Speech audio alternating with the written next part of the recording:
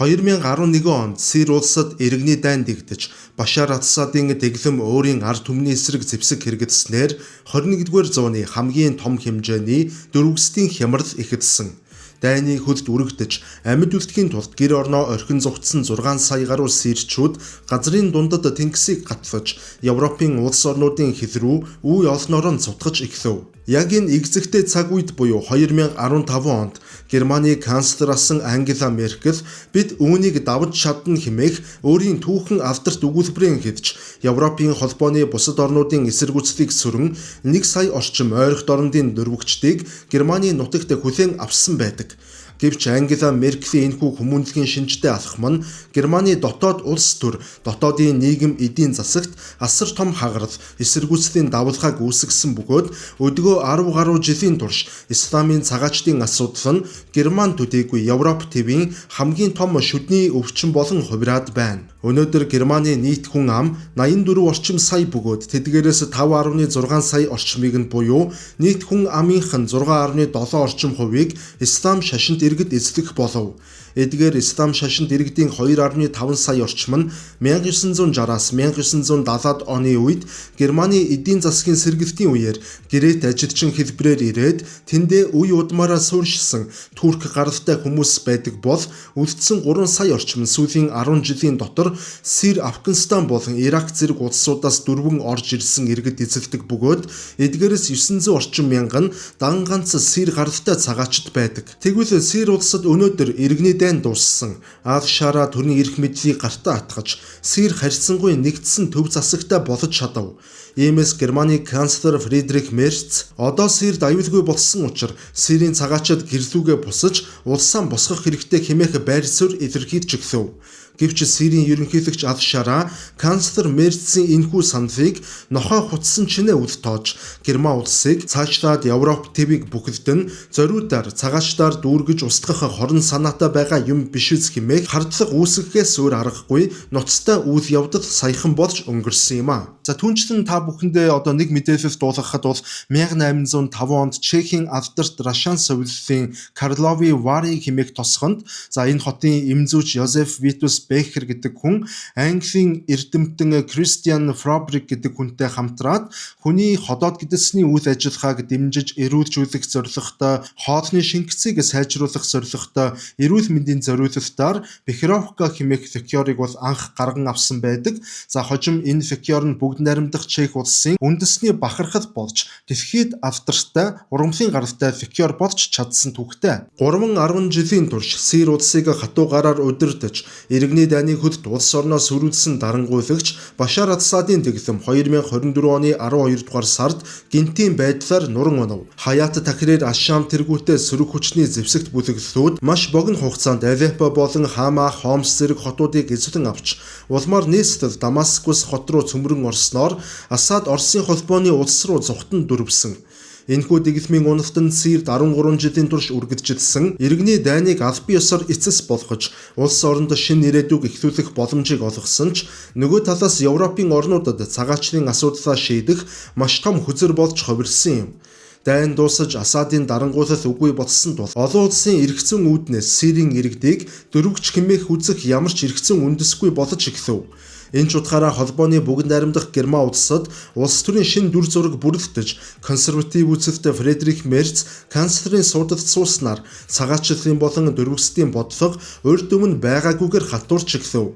Германы дотоодод баруун төвийн үзэлтэй AfD нам хүчээ авч иргэдийн дунд ислам цагаачдаас үүдэлтэй нийгмийн халамж болон гэмт хэргийн асуудалд бухимдах хандлага дээд цэгтээ хүрээд байгаа. Иймээс канцлер Мерцийн засаг захиргаа Асадын уналтыг ашиглаж Германд байгаа 900 мянга гаруй Сирь иргэдийн асуудлыг нэг мөсөн шийдэхээр зориг шулуудаад байна. Энэ оны 3 дугаар сард Сирийн төр засгийн газрын тэргүүн Ахмед Ал-Шара Герман улсын нийслэл Берлин хотод аль бие ёсны айлчлал хийсэн. Тус айлчлалын үеэр нэгэн маш ноцтой үйл явдал болсон нь канцлер Мерц Герман дахь Сирийн тэдгээр 900 мянга гаруй цагаачдыг Сирьд буцаах төлөвлөгөөг шууд Ал-Шарад тулгасан юм. Түүний төлөвлөгөө ёсоор бол Герман улс ойрын 3 жилийн хугацаанд нийт сирчүүдийн 80 гаруй хувь буюу 700 мянга гаруй дөрвөгчдийг сирлүү буцаана. Эхний ээлжинд гэмт хэрэгт холбогдсон Германы нийгэмд уусгахыг хүсээгүй болон халамжаас өөр орлогогүй иргэдийг албатан гаргана. Мөн иргэдийг нь эх оронд нь буцаасны дараагаар Герман улс Сирийн шин засгийн газарт дайны дараах дэд бүтцийг сэргээхэд зориулж санхүүгийн тусламж үзүүлэхэд бэлэн гэдгээ Ал-Шараад илэрхийлсэн юм. Гэвч Германы энэхүү тооцоо Сирийн засгийн газрын гадаад хэргийн сайд Асад Ал-Шайбана болон ерөнхийлөгч Ал-Шара нарын хатуун эсэргүүцэлтэй тулгарчээ. Сирийн удирдлагууд Германы шахалтыг шууд нягцааж, харин ч бүр барьцаалах тактик ашиглаж эхлэв. Ал-Шара юу гэж хэлсэн бэ гэхээр манай улсын цахилгаан станц усан хангамж, эмнэлэг болон сургуулиудын 70 гаруй хувь нь иргэний дайнд устж сүйдсэн. Бид ийм нөхцөлд 700 мянган хүнийг зүгээр л хүлээж аваад шууд там руу хайж чадахгүй хэмээн тайлбарласан юм. Гэхдээ барууны орнууд Сирийн эсрэг авсан эдийн засгийн хоригоо цуцалж, Сирийг сэргээн босгоход зориулж, олон тэрбум еврогийн шууд хөрөнгө оруулалт хийх тусгай гэрээ хийсэн тохиолдолд энэ асуудлыг зөвшөөрч болно хэмээн тэрээр хэлсэн. Нэг ёсондоо бол Сирийн ерөнхийлөгч баруунд байгаа өөрийн орны дөрвөгч иргэдийг барууны орнуудаас маш их хэмжээний мөнгө авах барьцаа болгон ашиглаж эхлэв. Мөн үүний хажуугаар бас нэг шантаж маягийн зүйл хэрэглэж байгаа нь бид өөрийн иргэдээ гадны улсаас хөөгдөж доромжлогдсон байдалтай эрхийг нь зөвшөөрөхгүй. Энэ бол зөвхөн сайн дурын сонголт байх ёстой гэж давхар мэдэгдсэн. Гэтэл яг бодит байдал дээр тэдгээр 700 мянгаас 900 мянга гаруй цагаачтаас яг хэн нь сайн дураараа Германаас Сирд ирэх үү? Мэдээж хэрэг тэнэгс биш бол хинч Герман дахь тайван амьдралаа орхиж Сирд иргэн ирэхгүй нь тодорхой. Сирийн шинэ удирдлагууд дөрвөгсдийн асуудлыг зүгээр нэг хүмүүнлэгийн сэдв биш, харин барууны ертөнцөөс олон тэрбум еврогийн тусламж авах маш том улс төрийн хүзэр болгон ашиглаж байна. Энэ нь үнэндээ бол та нар иргэдийг минь буцаамаар байвал манай улсыг босгох мөнгийг өг гэсэн дипломат шантаж байгаа нь хэн бүхэнд тодорхой харагдаж байна. Сирийн гадаад хэргийн яамнаас гаргасан хамгийн ухаалаг өнцөг нь хэлийн чандад тэр дундаа Германд байгаа сирчүүдийг шин соёлт суралцсан, өндөр боловсрол эзэмшсэн Европ стандарттай ажиллах хүчин гэж тодорхойлсон явдалд оршиж байна. Энэ ч утгаараа Сирийн гадаад хэргийн сайдын мэдэгдснээр Германд байгаа 900 мянга гаруй Сир иргэд бол Сир улсыг ирээдүйд орчин үеийн дэлхийн хэмжээний улс болгон хөгжүүлэх асар том соёлын болон эдийн засгийн капитал, стратегийн баялаг юм. Иймээс тэднийг хүчээр хөөж албатан гаргах нь Германы зүгээс Сирийн хүний нөөцийн баялагийг доромжилж буй хэрэг бөгөөд Сирийн шин засгийн газар өөрийн иргэдээ гадаадын улсаас хөөгдөн ирэхийг хизээч зөвшөөрөхгүй. Дөрвөгсөд буцах уу үлдэх үү гэдэг нь зөвхөн тэдний өөрсдийнх нь сайн дурын нэр төрөлтэй сонголт байх ёстой хэмээх байр суурин дээрээ хатуу зогссон юм. Энэхүү хатуу байр суурь нь Сирийн шин засгийн газарт дотооддоо болон олон улсад маш том нэр хүндийг авчирч байна. Хуучин дарангуулагч Башар Асад өөрийн ард иргэдийг бөмбөгдөж улсаасаа хөөж байсан бол шинээр гарч ирсэн удирдлагууд дэлхийн хамгийн хүчирхэг гүрнүүдийн нэг болох Германы өмнөөс иргэдийнхэн эрх ашигыг хамгаалж бид иргэдээ өмгөөлнө хэмээн дуугарч байгаа нь тэднийг дарангуулагч биш, харин жинхэнэ ардчилсан хүчирхэг засаг захиргаа гэж харагдуулах олон улсын PR болж хувираад байгаа юм а.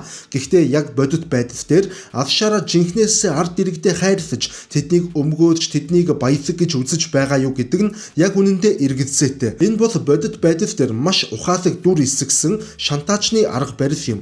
Ямар ч тач Ал-Шара энэхүү ухаалаг эсэргүүцэл нь Германы канцлер Фридрих Мерцийн төлөвлөгөөг одоогоор гацаанд оруулж царцаагаад байгаа юм а. Тэгэхээр контентынхын дундуур та бүхэндээ товчхон зарц сурталчилгааны маягтай зүйл хэлэхэд миний орчуулсан манай суугийн зүгээс нэрхлэн гаргасан Адольф Гитлерийн миний тэмцэл ном маань бас худалдаалагдсаар байгаа гэдгийг бол дуулгахад таатай байна. Энэхүү номыг бол 1924 онд Адольф Гитлер бол төрийн эрх мэдэлд гараагүй байх үедээ шоронд хоригдож байхдаа бичсэн ийм ном.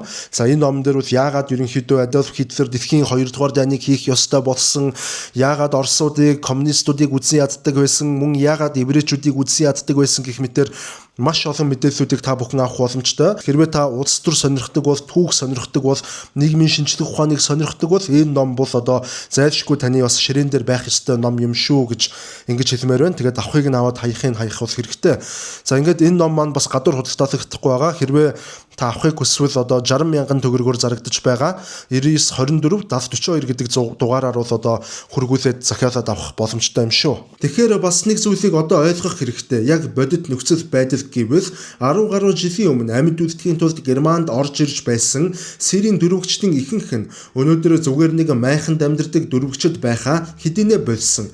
Тэд нэр герман хэл сурч, германд сургууль төгсөж, нарийн мэрэгжил эзэмшиж, Германы хөдөлмөрийн зах зээлийн салшгүй нэг хэсэг хэдийнэ болж хувирсан байдалтай байна. Олон мянган сир иргэд аль хэдийнэ Германы паспорт авч, хууль ёсны иргэн хүртэл болчихсон. Бодит байдал ийм л байгаа. Хамгийн гол нь тэдний хүүхдүүд Герман улсад төрцгөөж, герман хэлээр ярьж, тентхийн соёл сэтгэлгээгээр хүмүүжсэн. Тэдний хувьд сир улс бол зүгээр л аав ээжийнх нь ярианаас сонссон, аз холын нуранг болсон харийн орон мэт санагдаж байгаа.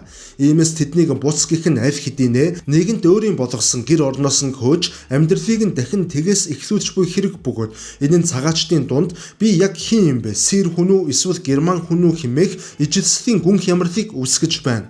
Барууны соёл иргэн шил, барууны дангаар шил, барууны үнэт зүс гэх мэт өнцгөөс харах юм бол соёл иргэншилээ аврахын тулд исламын цагаачдыг зайлшгүй нэн даруй буцаах ёстой. Өөр арга үнэхээр байхгүй. Гэвч тэнд төрж өссөн, иргэншил авсан ислам гаралтай барууны иргэдийн өнцгөөс хэрвээ харах юм бол нөхцөл байдал арай өөрөөр харагдаж байгаа юм. Гэхдээ эцсийн эцэст улс үндэстнээ аврахын тулд зайлшгүй золиосыг гаргах ёстой. Түүнчлэн хэдийгээр Сир Асадын дарангуйлал үгүй болсон ч тус улсад яг одоо тогтвортой аюулгүй амьдрах баталгаа үнэхээр байхгүй хэвээр байгаа. Олон жил үргэлжилсэн бөмбөгдөлтийн улмаас Сирийн томоохон хотууд үнсэн төр болж цахилгаан станц, усан хангамж эмнэлгийн систем нь бүрэн сүрсэн байгаа. Бусан гэдэг нь Германы тогт тухтай аюулгүй соёлтой амьдралыг орхиод ямар ч ажлын байргүй, ирээдүйн тодорхойгүй, нуранг болсон гэрлүүгээ гэр бүлээ дагуулад алхаж орно гэсэн үг. Энэхүү эдийн засаг болон аюулгүй байдлын асар том ялгаа нь исламын шашинт цагаачдын сэтгэл зүйд гүн гүнзгий айдас, асар их стрессийг тасралтгүй бий болгож эхлээд байна. Германы засгийн газар цагаачдын хуулиа чангатгаж, албатан гаргах ажиллагааг эрчимжүүлж эхэлснээр сирчүүдийн дунд параноя буюу хардлах ба түгшүүр дээд зэгтээ хүрэх болов.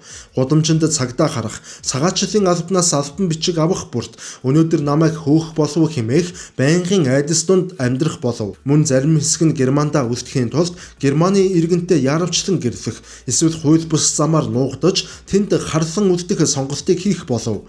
Нэг ёсондоо бол тэд найдвартай амьдралын төлөө тэмцэж байсан боловч гэнэтгэн гэмт хэрэгтэн мэт нуугдаж амьдрах сэтгэл зүйн дарамтанд орцгоосон гэсэн үг.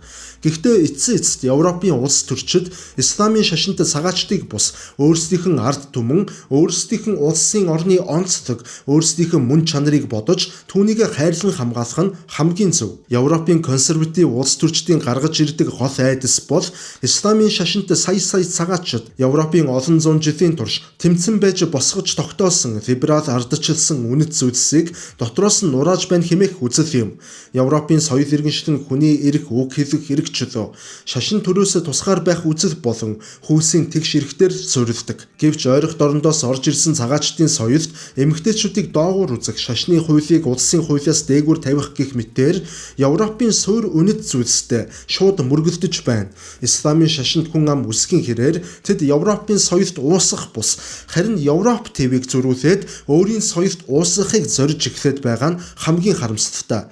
Иймээс Германы канцлер Фридрих Мерц үнэхээр Сирийн 700 мянган цагаачдыг 3 жилийн дотор буцааж чадвал Фридрих Мерц орчин цагийн Европын түүхэндх жинхэнэ баатар болж өргөмжлөгдөж магадгүй. Харин эсэргээрээ чадахгүй бол Европ төв дэх исламын асуудал нь тус твийн хамгийн том толгойн өвчин хэвээр үлдэж магадгүй нөхцөл байдал ойрын ирээдүйд өнөөдрийнхөөс илүү дордон хүндрхийг өгүүлсгэх аргагүй нөхцөл байдал үүсэж байна. За ингээд өнөөдрийн та бүхэндээ бэлтгэж хүргэсэн мэдээлэл маань энэ түрээд өндөрлөө таалагдсан байх, хэрэгтэй мэдээлэл авсан байх гэдэгт бол итгэж байна. Дараагийн дугаараар дахин уулзтлаа. Түр баярлалаа.